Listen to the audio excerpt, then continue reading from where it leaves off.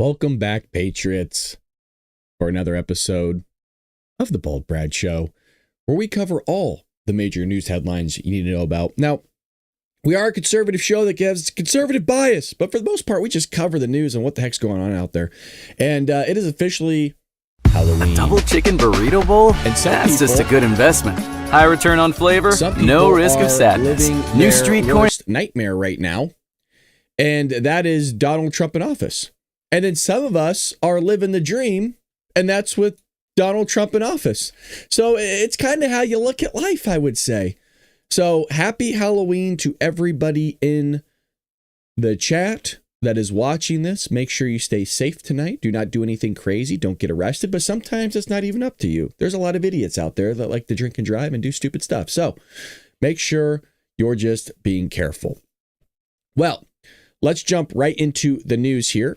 With Trump and Xi reached an agreement, and we talked a little bit about this yesterday, but after meeting Xi and Trump together, the president of China described the feelings as warm, and Trump touted what he called an amazing meeting. Here is a grading the talk aboard Air Force One. Overall, I guess on a scale of 0 to 10, with 10 being the best, I would say the meeting was a 12. I don't think so. This truthfully is kind of a nothing burger. There wasn't anything here. So this is where you have to read and know Trump. Trump says every meeting's great. It was incredible. It was the best meeting that anybody's ever had. Trump said official terms of a deal are very close to resolved. Well, then it's not a 12. A 12 is like, yo, we made out of this. Manufacturing is leaving China. I don't even know what the deal would have had to been to be a 12. And my statistics brain doesn't even make sense because the scale is between 0 and 10. You can't go past 10, but whatever. In a Truth Social post earlier Thursday, the president said Xi had agreed to work diligently with us to stop the flow of fentanyl in our country, which we covered on yesterday's show or the day prior. And I think some of us, including myself, were just wondering,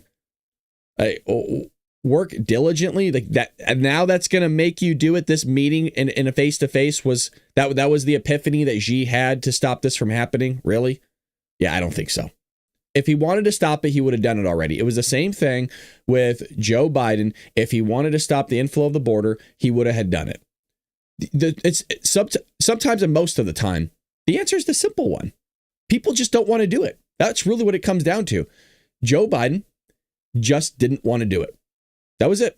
There was no anything else outside of that. I mean, he didn't want to do it for a reason, of course. That would be for the votes and turning people into a welfare state to, rely on the government. When you have to rely on the government and there's only one side, meaning Democrats that want to give you everything, well, you're going to vote Democrat. There's a lot of reasons for that. But the main one was he just didn't want to do it because of all those other externalities that come with it. And the same thing here, Xi doesn't want to stop the fentanyl into our country. Why would he? We're not his ally. Matter of fact, we're his adversary. He's seeing a country being crippled by drugs that his country is pumping into. So this is great for China. Why would he stop it? It doesn't make sense to me. So Trump announced plans to lower the existing tariff that was imposed on China in response to fentanyl trafficking. How about making an agreement, Mr. President, that once you actually see that fentanyl trafficking stop, then you'll lower the tariffs? You don't lower the tariffs before the trafficking is stopped. No. Why? Because we don't trust Xi. The guy's a liar. I'm not saying Trump isn't a liar. Trump has lied a lot, but he's a politician. I don't trust a lot of people. In addition, Trump and Xi agreed to purchase American energy, potentially oil and gas from Alaska. Trump is looking to keep Beijing from buying Russian oil. Matter of fact, I did see something at a glance yesterday about Republicans, I think, voted to change something for the Alaska pipeline. We might source that out in today's episode. We'll see. Trump is looking to keep Beijing from buying Russian oil, so that would be a win-win. And well, yeah, that is true. I agree with that one. That would be a win-win. Not a 12, but that would be a win-win.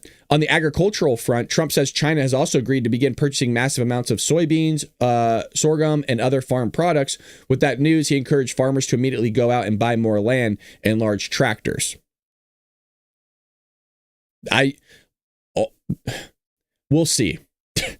We'll see. That I think that's him being a little bit not what's the word? Exaggerating. I don't know. And finally, he said the Chinese would resume the scale of rare earth minerals used for tech products and large magnets. That's great and all, but again, I want to move away from China. I don't want to rely on them for pretty much anything. Pretty much anything. Have our eggs spread out, not all in one basket. Not saying they are, but I just don't trust the Chinese. Well, how illegals keep scoring CDLs. We covered this yesterday as well a little bit, but there's a little bit more and some. Usually there's some hidden gems within all these articles. By the way, if you're enjoying what you're seeing and hearing, make sure you hit that like and subscribe button. There's a guy that left a comment yesterday, you guys. You'll love this one. He's like, "Oh, this guy doesn't know. He's a terrible commentator. He doesn't know what he's talking about. I thought I'd actually be able to get the right side's information on what they thought about things." He left me a really mean comment. So I laughed about it and then I blocked him. I don't really give much commentary in terms of conservative. Sometimes I do. I mean, you guys know this. You're always in here. Mostly we just go over the news and see what the hell's going on and then call out the stuff that's like, well, that's kind of crazy. Doesn't sound right. I mean, I'm not an intellectualist, man. I'm just a guy in a closet doing this show for fun, hanging out with great people.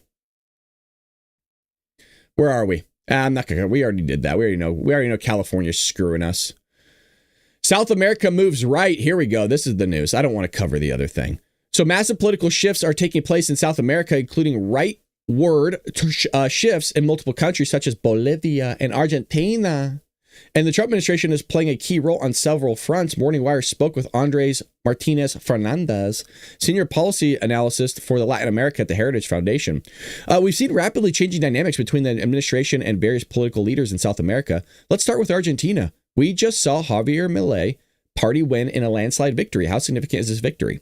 It's really significant because President Milei is representing a major departure from what has been for the past couple decades. Argentine leadership is typically left, far left leaning, and socialist in its nature for economic policies that have brought about generally an anti-American bent. But President Milei has brought an agenda which is really the opposite of all those, very pro-market, individual responsibility, and cutting government. Gee, isn't that exactly what I promote here on the show all the time? Always say, hey, allow people to get into the market, do their business freely, don't have a ton of regulations, a ton of stuff upon them, so it's not a hard barrier of entry. Allow them to move their product in any way, shape, or form that they see fit up to a certain extent. I believe in individual responsibility. We talk about that at length here. We almost like ad nauseum, practically beating a dead horse with it. And then cutting government is something we always talked about, and we've been talking about it with the government shutdown here. I'm telling you, I'm not feeling the government shutdown whatsoever. I mean that in all literal sense. Please understand that. If I wasn't doing the news and I wasn't reading the news, hand to God, I would not know the government was even shut down. I really do mean that. Now, some of you, some I don't know. Well, I don't know this actually for sure, but I imagine some are on EBT, SNAP, maybe work for the federal government. Of course, like if you're attached to the government in any way, shape, or form, then yeah, you would feel it. I would have no idea. If I was in a cave, no clue. Not feeling it. As far as, and by the way, I try to make my life that way because I don't want to rely on the government for anything because the government sucks at everything. As far as relations with the United States, we've likely never had a more aligned leader in Argentina. This victory really solidified what was, with this victory a couple years back from the presidency, a massive shift. Absolutely. They need to see this.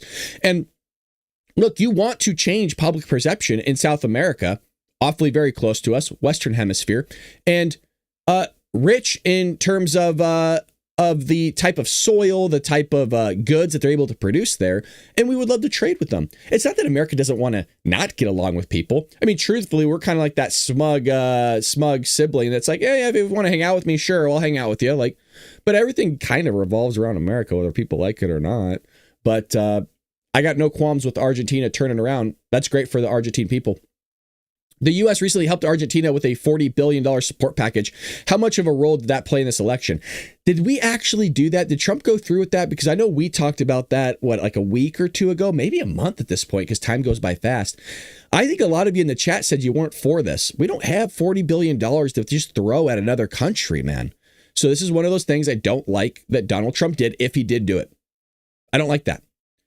I think a very significant role, and President Trump deserves a lot of credit for the victory that we saw for Milei's party. What we saw was just in the days prior to the election, the White House meeting with President Milei and President Trump announced this package, which is directly aimed at stabilizing the financial crisis, which was generated by the socialist policies which dominated in Argentina for a long time. This is a vital economic stability move. But in addition to that, it's a major sign of confidence for the United States and from the world, which I think translated into more confidence for Argentines.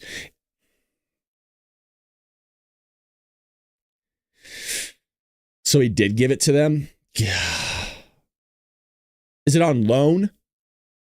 Is it on loan? If it's a loan, then fine. If he's just giving them 20, 40, no. Sorry. Not into that. I don't like that at all. That's BS. Turning to Bolivia, we recently saw a monumental election there, the first conservative president in 20 years. What is the significance of the election there? And does it fit a larger trend in South America? Yes, absolutely it does. To be certainly part of our broader trend that we've seen. In a lot of ways, President Milei was the start of this as far as a current wave of right of center leaders coming to power, Bolivia being the most recent. But before that, we saw elections in Ecuador, which solidified a more conservative leader, and also elsewhere in the region. We have upcoming elections in countries like Chile, Brazil, and Peru, where a conservative candidate is well poised also for victory. That'd be huge, man. I mean, it'd be pretty crazy to see a shift from what they used to be to socialist back to conservatism. And if the conservative movement down there can really fix things, it just shows you that that's the route. That's the way. As you hear from the Mandalorian, this is the way. I do think part of that is centering from the impetus that we see from the successes of Argentina, but more broadly, the Trump administration's very positive engagement with these partners. The shift in Bolivia specifically is historic. This is a country which has just been completely controlled politically by the socialist movement there, which has dominated institutions and weaponized those to maintain power. So good for South America there. Love that for them. They deserve peace, prosperity, and nothing but the best, as do many countries. But because the left want to try to dominate everything and destroy our country and their own country, well, that's what we get. All right, let's see what we got in the news here on X really quick. It is Halloween, so why don't we do this? Let's have a little bit of fun. It's Friday episode. We could have a little bit of fun. X users worldwide share their 2025 costumes and traditions. So let's check this out. It's always kind of fun. I don't know if anybody's dressing up with their kids or going out today by themselves. I mean, some of you are weirdos. Maybe you're dressing up as a 45-year-old man and going out just trick-or-treating, knocking on doors, you psycho. Some people will do that. Actually, a funny story, when I was in college, I think I just turned 19 or 20. And believe it or not, at 19 or 20, I had a beard like this. It wasn't as full, but it was pretty, I had a beard. And so I dressed up as a lumberjack, man. Like a lumberjack. And so I wouldn't knock on doors, but I had a girlfriend at the time. Again, I was like 19, 20 years old. And they all wanted to go trick-or-treating still. So all the girls dressed up, and some of the guys I was hanging out with, they dressed up as well, but they all went to the door. I'm like, I'm not doing that. I'm a grown-ass man now at this point. Like, I'm not going to be asking people for candy. So I'm standing on this guy's lawn, and he shows up, and they're at the door getting their candy. And, I'm part of the trick-or-treating crew. And he goes, dude, I don't need a grown-ass man standing on my lawn trick-or-treating. Get the F off my lawn. I was like, all right. So I stepped off. It's funny because, I don't know. There's weirdos out. I don't know where I was going with that. But that was a story. All right. It wasn't that good of one. But shut up. Okay. Yeah, we're not going to look at this. This is some weird stuff. I don't know what I took you to. It's Friday. At least I'm serious when I say I didn't show prep on Fridays, or I don't show prep on Fridays. I clicked on something and I was like, oh, wow, people are sharing their Halloween costumes. This will be fun. For a guy shirtless. Bunch of anime stuff. All right, let's get into this then. We got Caitlin Collins. Even CNN is calling out Hakeem Jeffries for his hypocrisy on the shutdown. I don't know what's going on with Caitlin Collins. Are we seeing a shift in not just Argentina, Bolivia, Brazil, Ecuador, Peru, but also Caitlin Collins now? Before you were the House Minority Leader, there was a government shutdown back in 2013. It was Republicans who would not vote to fund the government at that time. I want to listen to something you had to say then. We're in the midst of a government shutdown right now that is unnecessarily forcing pain on the American people. And the American people are going to start turning towards Mike Tyson for every single thing that we're going to need. And I'm going to put candy in your kid's stocking for Christmas. It's a shutdown that was manufactured by the House GOP that has resulted in a situation where Americans all across this country have now been put in jeopardy. That's a tragedy of epic proportions.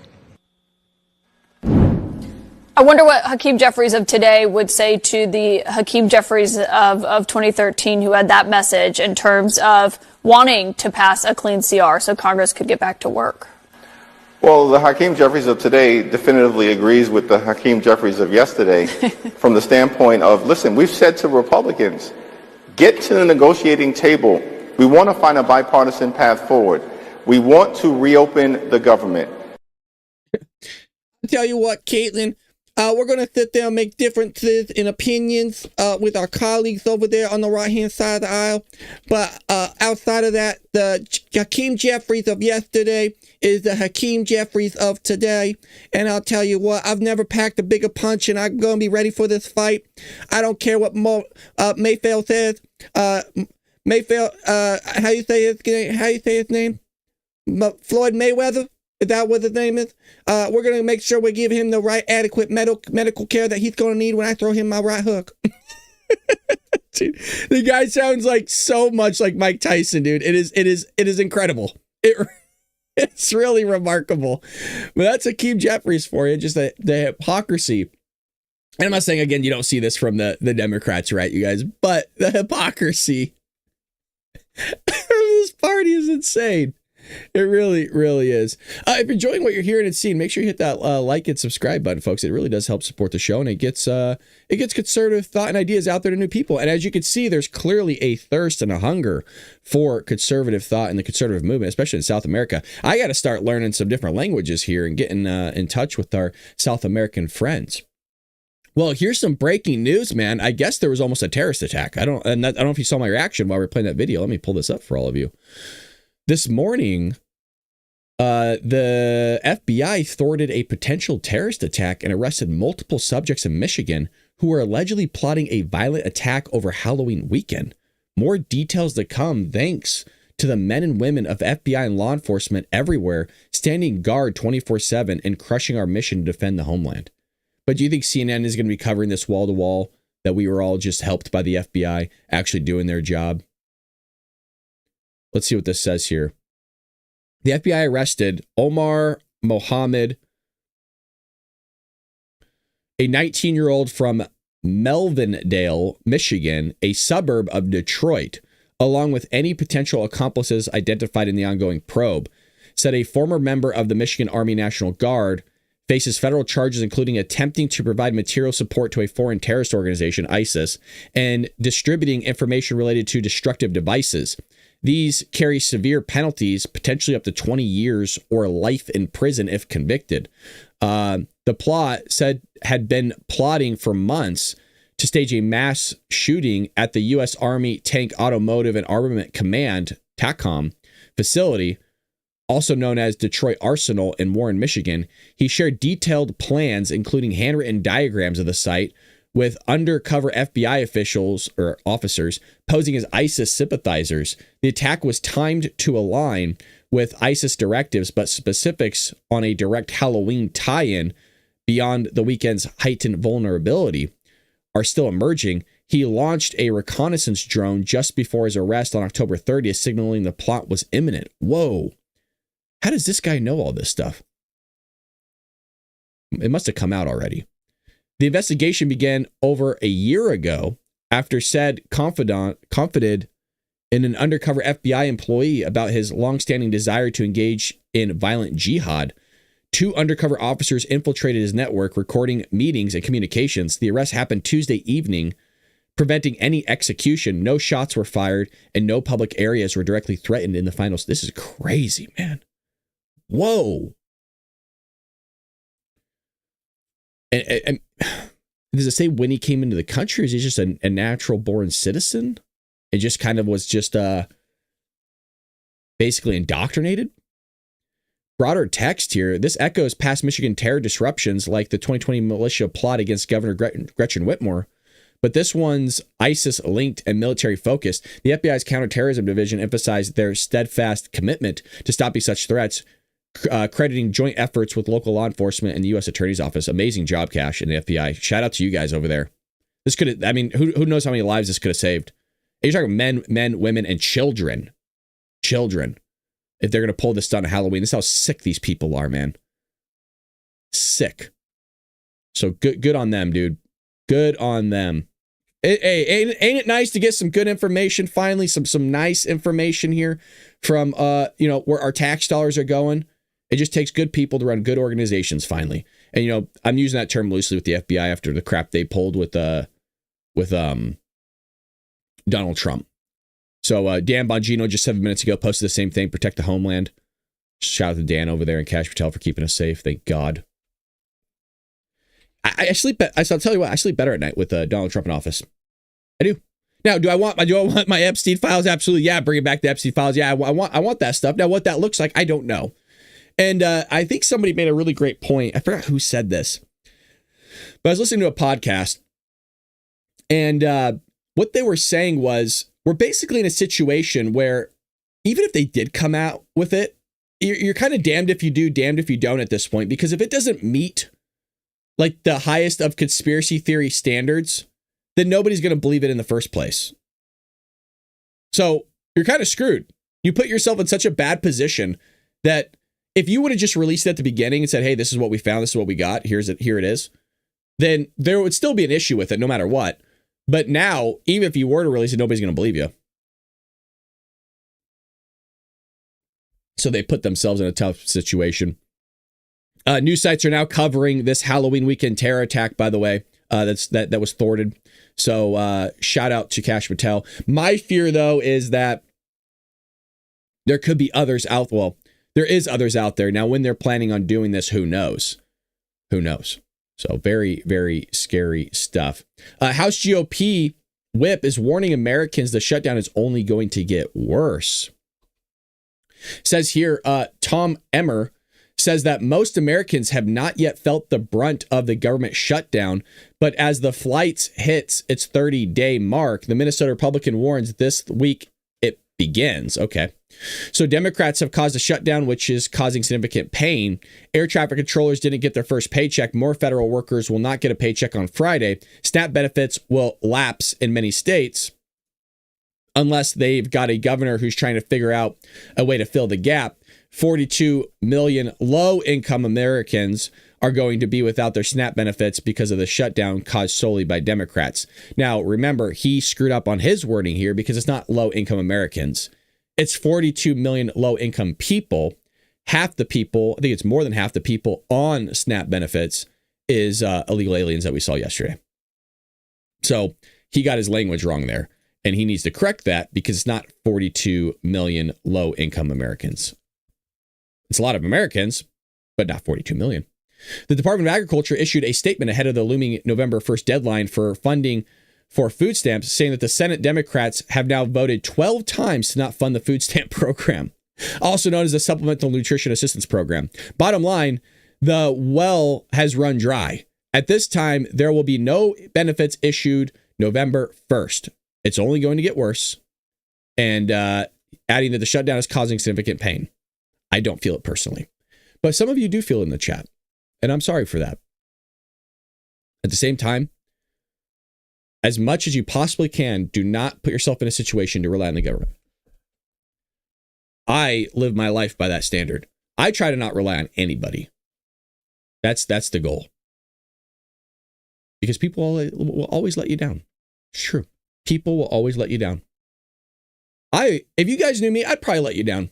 It's always nice not to get too close to people. I'd probably let you down. Not on purpose, by the way. Not on purpose. But you only see what you see on camera. You don't see, I'm pretty much the same guy. I'm just more quiet, but I don't know. I mean, Dan Bongino talks about that a lot as well. It's like kind of when you meet somebody, you're like, oh, they're not really what I expected. I mean, I think I'm a nice person, but I don't know. You guys would let me know. Like, Brad, you're just an asshole. Okay, here we go. This is also being thrown into an investigation pot here, and we covered it on my TikTok yesterday. Did Black Lives Matter lie to donors who funneled it millions of dollars? Yes, they did. I can just tell you, I don't even have to know the investigation. I don't have to read the article. I already know that they funneled some shady stuff to some shady people, and it didn't go to the people it was supposed to. Well, the Department of Justice is reportedly investigating the National Black Lives Matter organization over allegations that the group's leadership defrauded donors. Federal agents are probing the Black Lives Matter Global Network Foundation after years of financial scandals and infighting at the group. Officials have issued multiple subpoenas and carried out at least one search warrant against the foundation and other leftist groups in recent weeks. The investigation began under former President Joe Biden, according to the Associated Press. And in a statement, the foundation denied that it is the subject of a federal criminal investigation. We remain committed to full transparency, accountability, and the responsible stewardship of resources dedicated to building a better future for Black communities.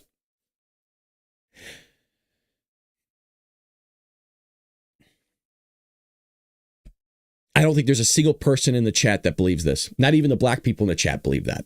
No way.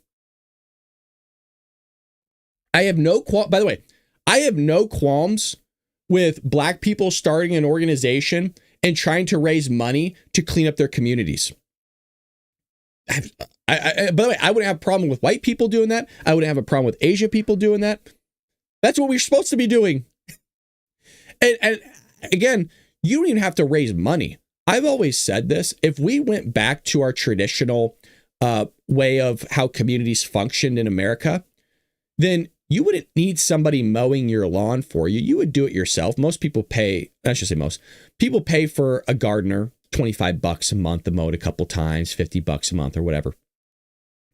Well, if you couldn't mow your lawn, the goal is that you would reach out to your neighbor and say, hey, is it okay if I borrow your lawnmower? Or maybe a neighbor says, hey, I see your lawn's getting kind of high. You want me to come over and mow that for you?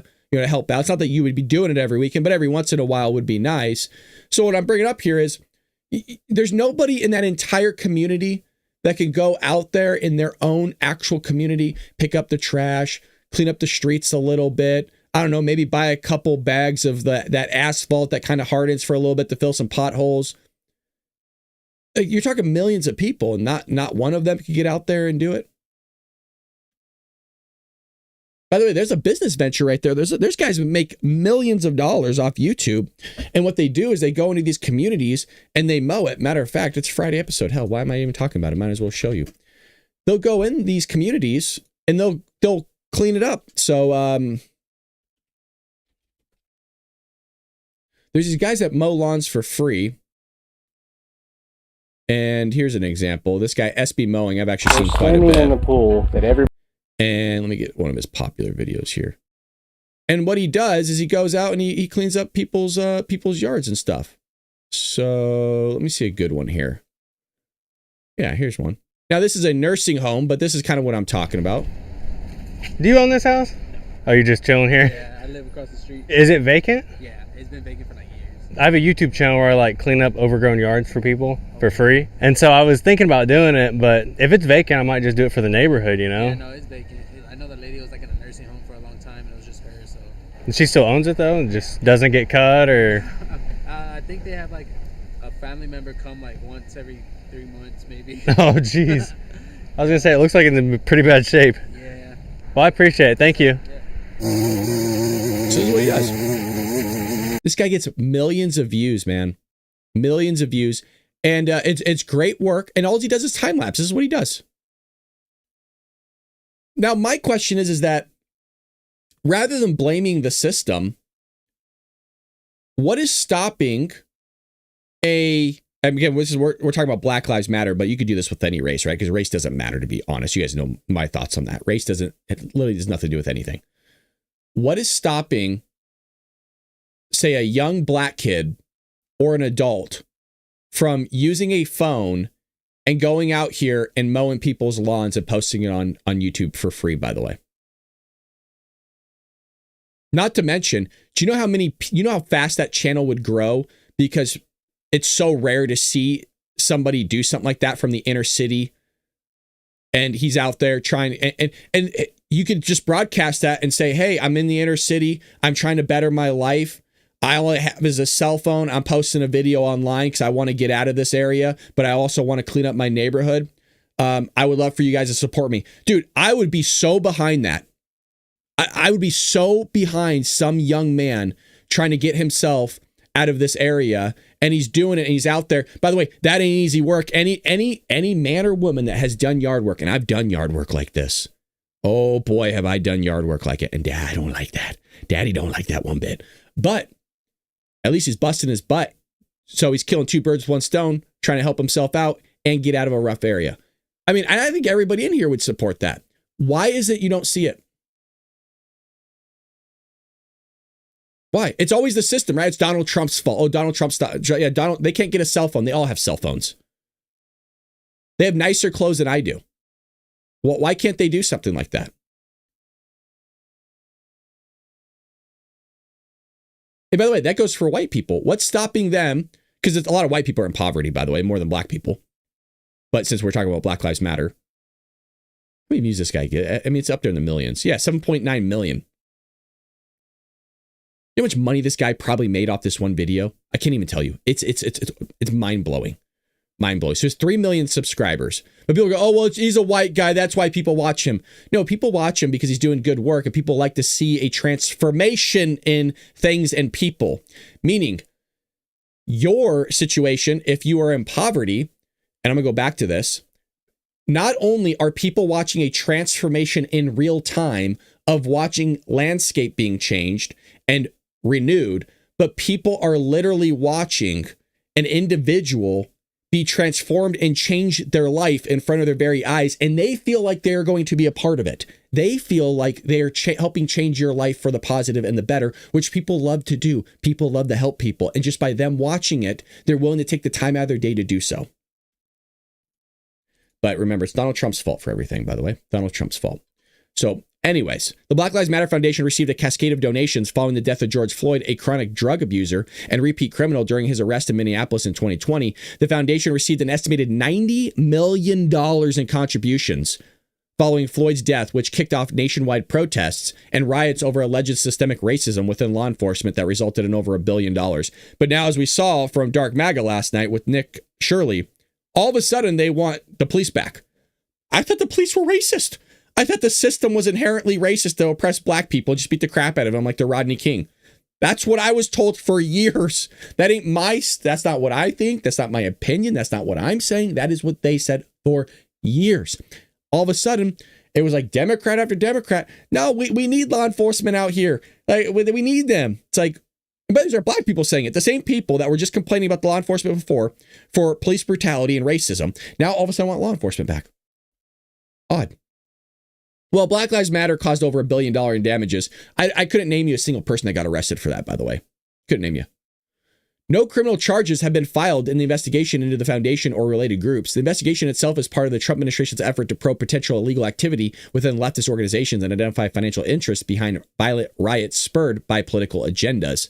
The Black Lives Matter Global Network Foundation has been rocked by allegations of scandal and the abuse of donor funds in recent years. In 2022, the National Foundation hemorrhaged funds while paying out substantial paychecks to its former executive director and a number of her family members and friends. Part of the $90 million trove of National Foundation raised in immediate aftermath of Floyd's death went to luxury homes, which we covered here on the show, and Toronto, together worth $12 million.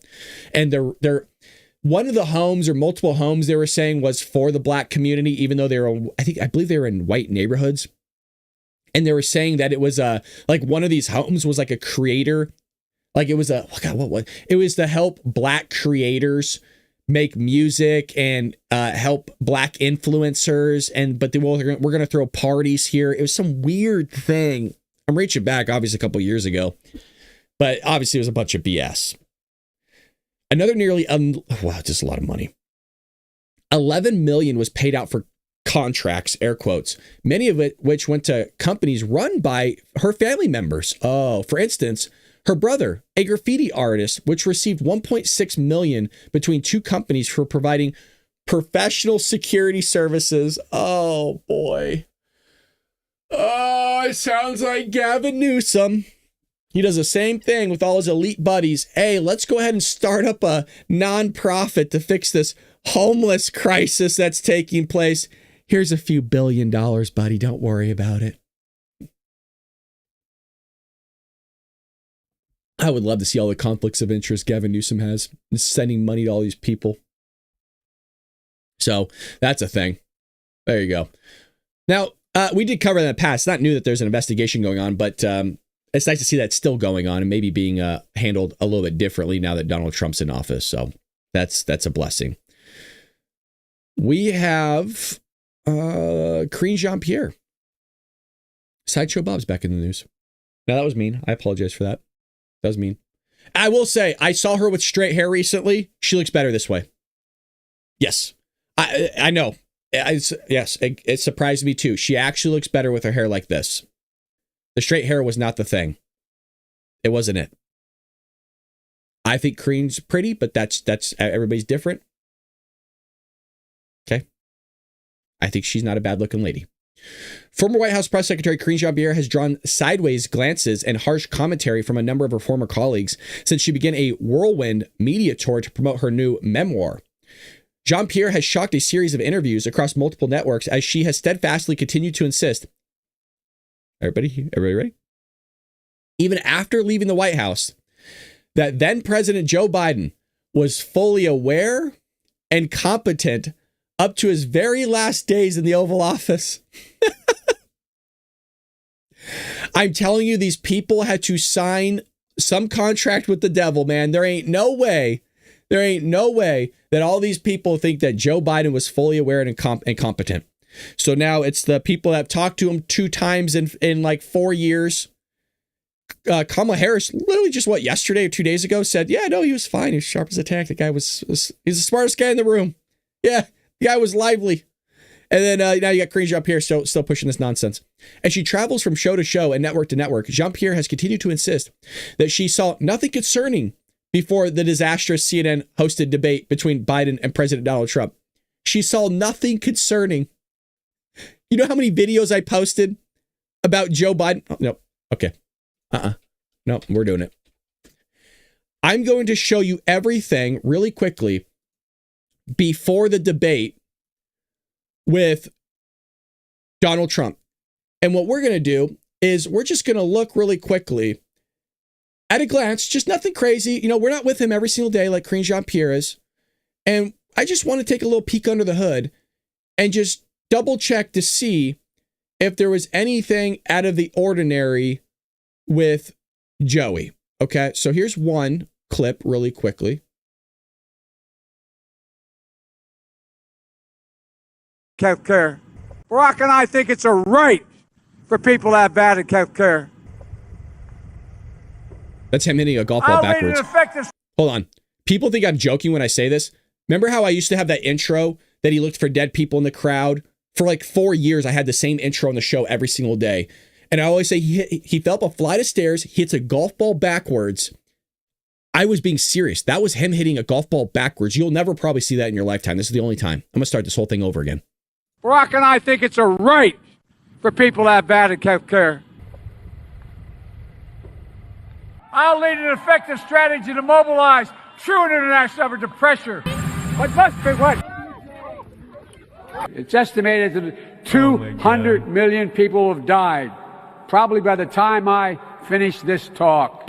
70 million people voted for this guy. Then everybody corrected me as like 83 plus million. Science over fiction. We choose truth over facts. They'd actually breathe in my nostrils to make me move, to get me moving. COVID has taken this year, just since the outbreak, it's taken more than 100 years. Look, not everybody in the community, in the Hispanic and the African American community, know how to get online to determine how to get in line. Question, but I tell you, if you have a problem figuring out whether you're for me or Trump, and you ain't black. Wow. So you got that. And then we got one more. All men and women created by go. You know the thing. America is a nation that can be defined in a single word. I was in the foot of Putin's kleptocracy. Yeah. Wow. From the time I got to the Senate 180 years ago, you know, the truth and honor of the Holocaust, horror of the Holocaust, than the percentage of the men who do so. End of quote. Repeat the line. We've taken, things have begun to change. End of quote. In the past 3 weeks, you know, our natural wonders are, 92% of Democrats are still going to vote for this guy. Are to take action. You know, because you can't build a wall high enough to keep out a vaccine. The vaccine can stop the spread. All men and women created. As she travels from show to show and network to network, Jean-Pierre has continued to insist that she saw nothing concerning before the disastrous CNN hosted debate. I just showed you a montage. By the way, both those videos have like millions of views. Really? Yeah, sorry. No, you're a liar, Karine. You're a liar. We already knew that. That's nothing new. She's proven herself to be a mega liar. Despite the fact that she was with the president nearly every day and had been with him on board Air Force One on the way to that debate, her colleagues, some of whom have since come forward to admit that Biden was struggling, particularly in the later days of his presidency. No. He was struggling on the campaign trail, bro. What are you talking about? This guy was this. We were saying this way before that. Give me a break. She doesn't seem to have any idea what she's arguing, one colleague told Politico of her book, Independent, a look inside a broken White House outside the party lines, given that she worked inside the Biden White House, but as in recent interviews claimed that the broken White House mentioned in the title was President Donald Trump's. The real problem, according to most, is her apparent inability to field the most basic questions in live interviews. As somebody that covered almost every single White House press briefing for years, that actually grew the show, our show is basically grown grassroots because of her and Karine and Jen Psaki. But we were the one show that really brought the White House press briefings and turned it into some sort of entertainment. And now everybody all of a sudden wants to cover the White House press briefings, if you notice. But that's what helped grow our show, because we did something different, where we knew the people's names, we knew their personalities, we were looking for who was in the room. I mean, that is what made the Bald Brad show, was those White House press briefings. So much so, as I mentioned, there was people in that room that not only watched the show, but I'm actually in communications with now. So that was nice. That's how popular the show was, even though we are a small audience, a small group of people. So a car crash is fascinating to watch. She was the top communicator for the president of the United States, and she can't get through basic interviews. Let's see some of these interviews if we can. Let's see if we can pop something up here really quick. Let me see. Let's see what Karine Jean-Pierre has to say here. Let's see if she has any interviews really quick. All righty, let's go here. No.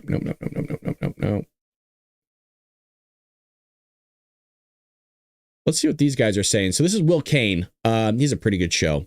Let's see what they're saying here about this. Jean-Pierre is unique because press secretary is a very hard job. It's even harder when you lie to people for a living every single day. And she still defends Joe Biden to the hilt. But she also has written multiple op-eds and promos for these books talking about how now she considers herself an independent and wants to question the leadership of the Democratic Party.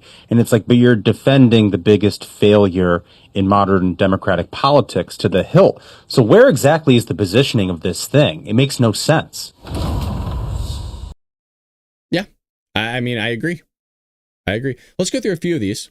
The only thing worse that a Karine Jean-Pierre book tour is a Kamala Harris book tour. Oh boy. I heard about this. I was listening to, used to be called John and Ken.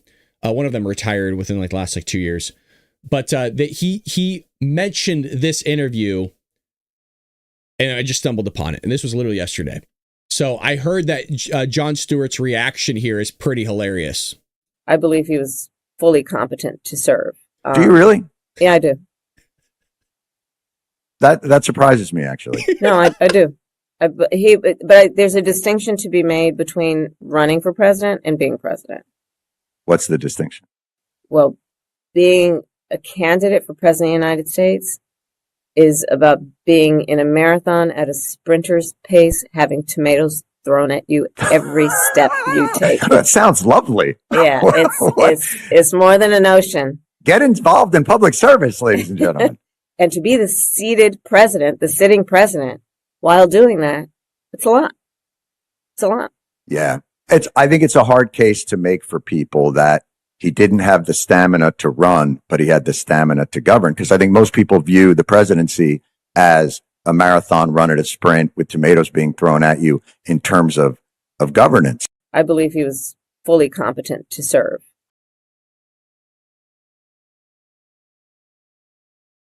Something is, I don't know what it is. And I was thinking about this yesterday on my drive home. Did they sign, like, do you have to sign something? I mean, physically, like, sign, almost like I've signed NDAs before.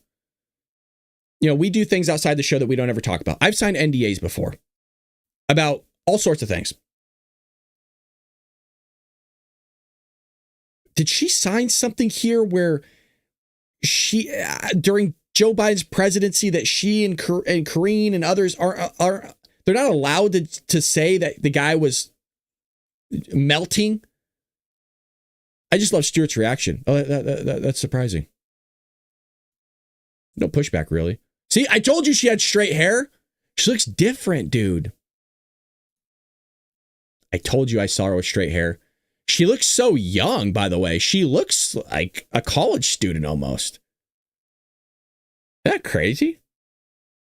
I woke up every day as a Black woman who is queer. And as the first openly queer person to hold the position of press secretary for the President of the United States, I see every day how important visibility and representation are. I am a Black gay immigrant woman. As the first Black openly queer White House press secretary. As a Black woman, as a person who's also LGBTQ. As a Black woman who has walked through the walls of the White House. That I meant a lot to people. Because of the communities that I represented. And they felt seen when they saw me at the podium, whether it was women of color, Black women, queer community, LGBTQ community, immigrant. They felt seen. I am a Black woman. I'm a queer woman. I'm an immigrant. I'm Black. I'm a Black woman. I'm queer. I'm an immigrant. And I'm Haitian American. I woke up. That must be sad that your whole identity is the fact that you're Black and you're queer. That's sad. That you have to live your life like that, just so people be attached to you and relate to you in some way, shape, or form. Oh, that's crazy. Oh, Matt Walsh posted that on the 28th.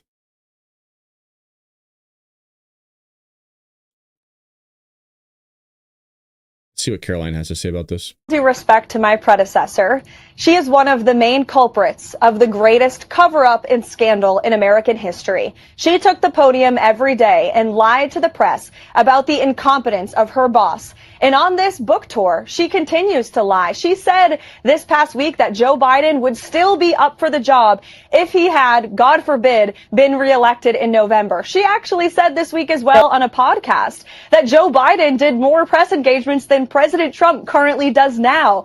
Any person across the aisle can tell you that is a bald-faced lie. And I will just add, when you talk to the real journalists, not the ones who are actually activists that pose as journalists, but the people who actually care about truth, and there are some of those left in the White House press corps. I work with them every day. They will tell you the Trump White House is the most accessible and transparent White House ever. Not only does the president take questions from the press on a near daily basis, multiple times per day, as he did today, but we also provide truthful and accurate information about what this administration is doing and accomplishing. And it's a stark contrast to what they had over the past 4 years, where they were gaslit, where they were told Joe Biden was mentally stable and up for the job. That was a lie. Where they were told the administration was doing everything it could to secure the border. Also a lie. I'm very proud to work for the greatest president in history. I know Karine unfortunately worked for the most incompetent president in history, so I guess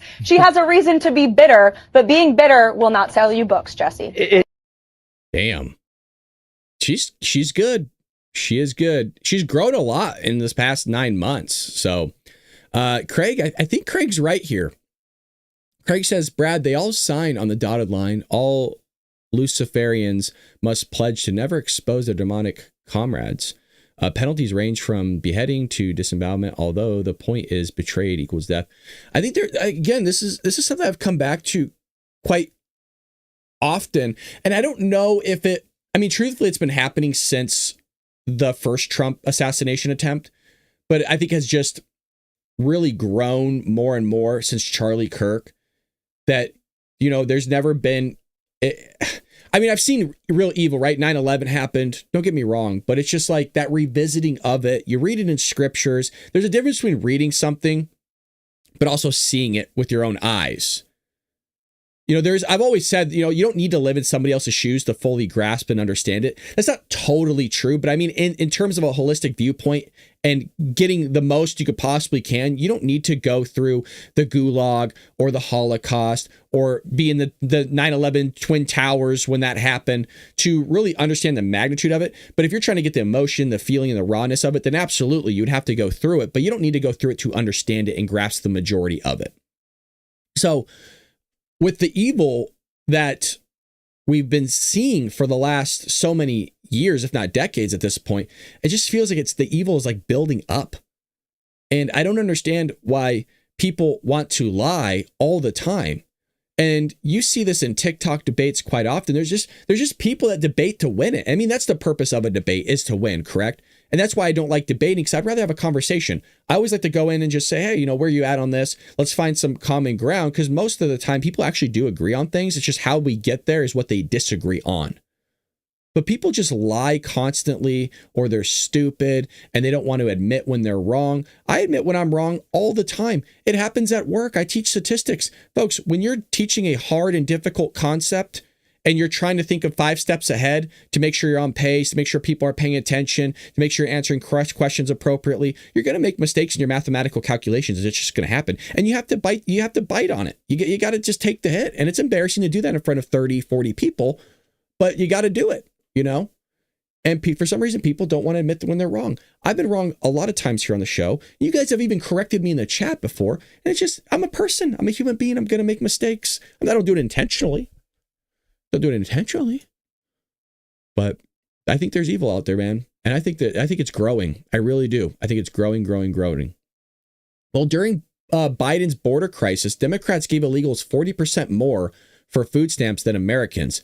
Now they're using struggling Americans as leverage to demand free health care for illegals. Yeah, this is what I'm talking about, man. It's so evil, dude.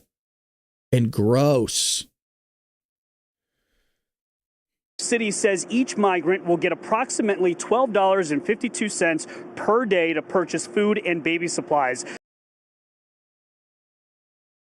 Yeah, you heard that. I'm going to play it twice. It's 20 seconds. I'm going to play it twice. But that's about 40% more than what the average low-income American got per day in government food stamps or SNAP benefits in 2022 at $7.59 per person per day. City says each migrant will get approximately $12.52 per day to purchase food and baby supplies.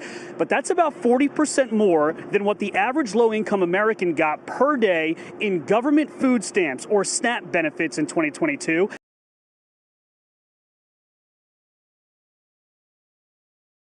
We're all sitting here saying that we're not surprised or anything like that. It doesn't surprise me. Chicago pulled the same crap, just a little bit differently.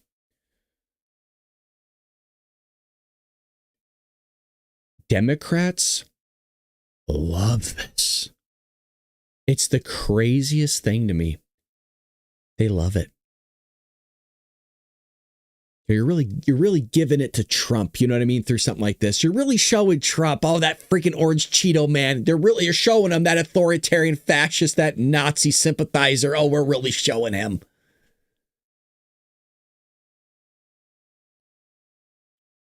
Isn't that crazy? What a crazy food aid.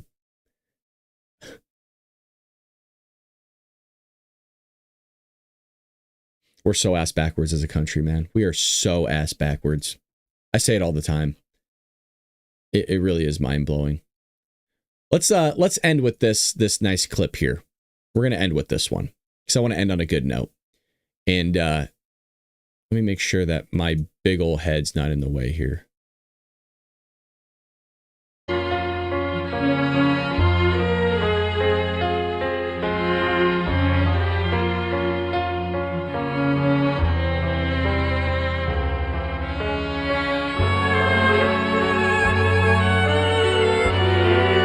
Now, people write really mean stuff, probably.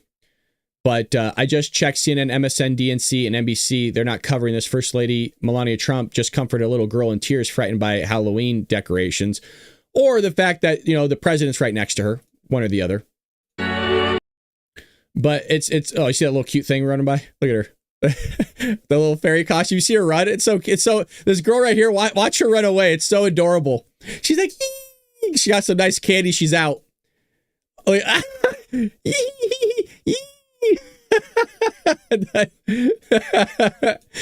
Trump's great with Trump. The whole Trump family's great with kids. I mean, obviously they've raised kids, but watch how excited she gets. Watch, she holds it. Trump gives it to her, and she's like, "Look what I got, motherfuckers! I got some candy. Trump, Mr. President gave me some candy," and she's showing it off. Right? She's showing her friend here, or her sister. I don't know which one's which, but she's showing it. Look, I got a candy bar, sucker. And then what she does is she's like waving it. Oh, you want some candy too? Well, you ain't getting it, sucker. It's mine. I love that, dude. They're having so much fun. They're having so much fun. God, I love moments like this. Do you know what I mean? I really do. It was kind of like when we were seeing the RNC and Trump had all the kids running around him, like JD's kids were acting amok and stuff like that. Because that's what we all grew up on. You know what I mean? We all grew up on stuff like this. When we used to watch television, right? You used to get like, remember Family Matters? The Bill Cosby show before we learned about all that stuff. But you had Family Matters, you had The Simpsons, which was funky. Home Improvement was a great show. You had all these sitcoms that we grew up on that was tied to the family. You know who wrote a really good book on this? Was Ben Shapiro. It's called Primetime Propaganda. It's one of his older books. Very good book to read. Hard to get through because it's a lot of investigative work.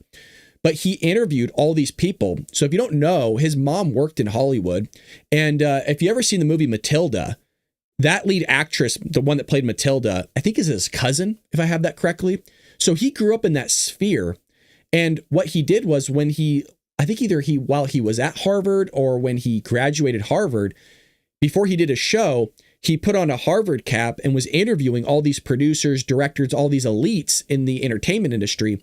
And they were just talking about how they wanted to move away from all that stuff and basically destroy all these great sitcoms. Again, it's called Primetime Propaganda. Very, very good book. Highly recommend it.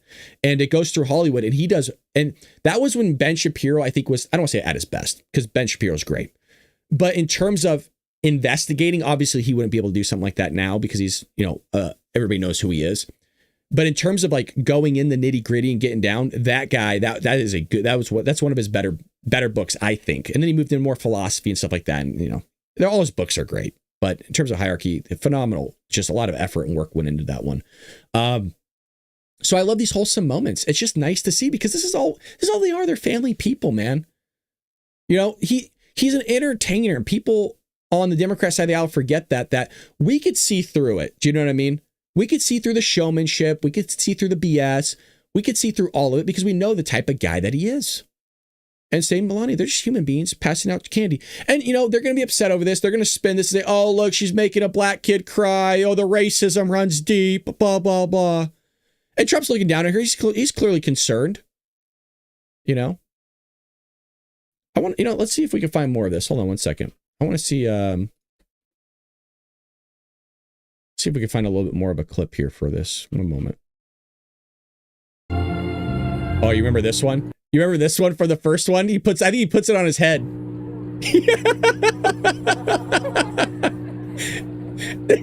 She put look at her laughing. She loves to have fun with Trump. That's why she put on his head too. She knows they're silly. That Everybody acts like that with their spouse. You know what I mean? The giggles, you act like kids, because all we are is kids. I tell this to my students.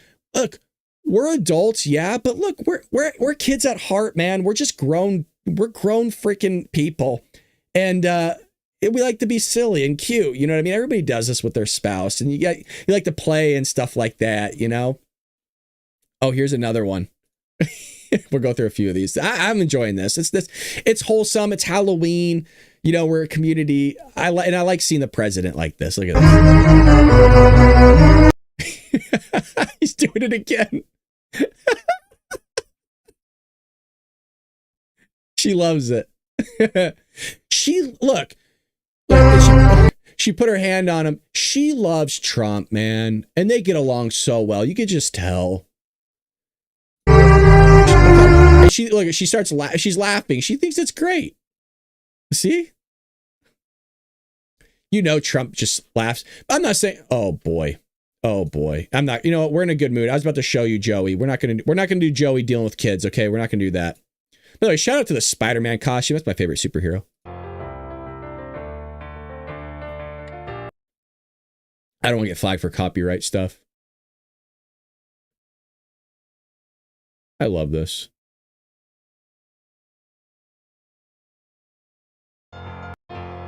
By the way, shout out to our military's uniforms, dude. We have the best uniforms out there. There's no military that's uniforms are better. It's just sharp, clean, just looks good, man. Damn. I love it. Let's see what else we got here.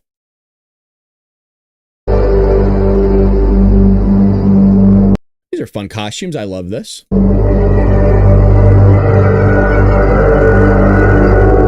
Oh, she's a police officer. That's fun. That's nice to see people dressing up as cops. You got the Mandalorian here. That's cool. I wonder if this is like staffers and people's kids that work at the White House. I wonder. There you go. The heck is he supposed to be? Oh, she asked for a hug. That's nice.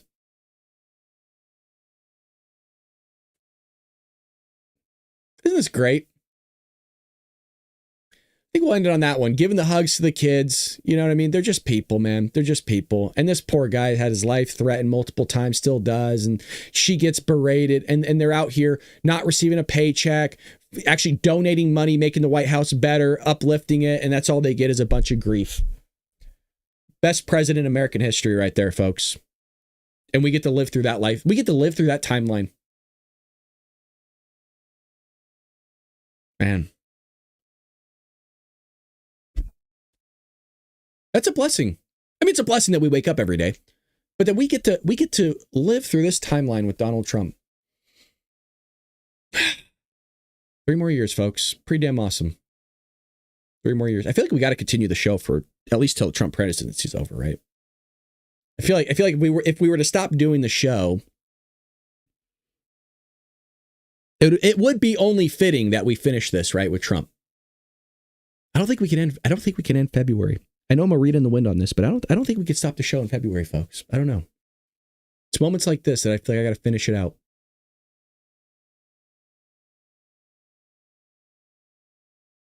We'll see. All right. Well, we gotta go to work. Oh, I love hanging out with all of you. Well, have a lovely Halloween, guys. Please be safe. I really do mean that. Don't drive in the fast lane. Everybody knows that the drunk drivers drive in the fast lane when they go on the wrong side of the freeway. Both my grandfather and father were highway patrolmen. My dad was actually in that. You remember we used to have to watch that when we used to do driver's ed school, we'd have to watch what was called red asphalt. And they show like the people hit by drunk drivers and their brains falling out of their head. And there was like, no, it wasn't blurred out. We're like, holy shit, this is the craziest thing I've ever seen. My dad was actually in that when he was an officer. He was actually in one of those red asphalt movies. So, because he's a highway patrolman, scooping people's heads and brains with a shovel off the freeway. Well, have a nice day. Stay safe. Eat lots of candy. Eat your kids' candy. Make sure they learn to share.